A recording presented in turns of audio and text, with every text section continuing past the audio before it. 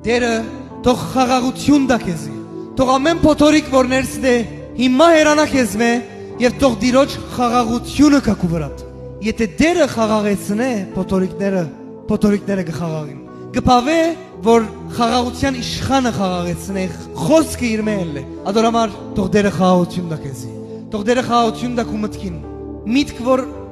իրար անցած դակնու վրա անորոշ վիճակի մեջ է թող խաղաղություն ողեցվի։ Հիմա հենց հիմա միտք որ փոթորիկի մեջ է եւ այդ փոթորիկի պատճառով